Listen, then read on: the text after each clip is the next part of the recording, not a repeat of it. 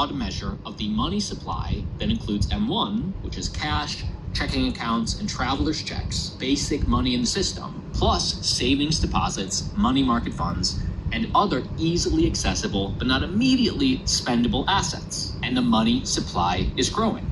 So how does that affect Bitcoin? Well, Bitcoin has about an 82% correlation to the M2, and it also lags by 10 weeks, 8 to 12 weeks. We see that in the data throughout history. And while it's not an exact correlation, why only 82%? Why not 95%? Well, because certain big crypto-specific events throughout history tends to pull the correlation off either to the positive or the negative. So we see the Bitcoin price in white since 2014 and the M2 supply in pink since 2014. And remember, there's about a 10-week lag. So the money supply pops first, and then Bitcoin tends to follow about 10-ish weeks later. Many macro investing experts agree. Global M2 is a good proxy for global liquidity, which means number go up. But again, generally speaking, Bitcoin has an 82% correlation to the M2. Obviously, when FTX was collapsing at the end of 2022, it doesn't matter what the M2 was doing. That was a crypto-specific event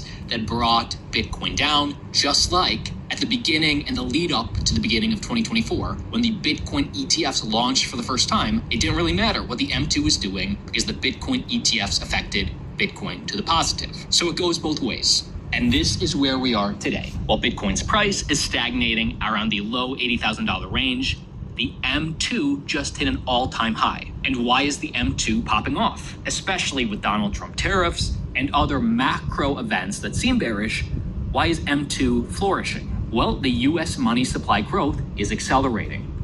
The M2 money supply rose 3.9% year over year in January, the fastest pace in 30 months.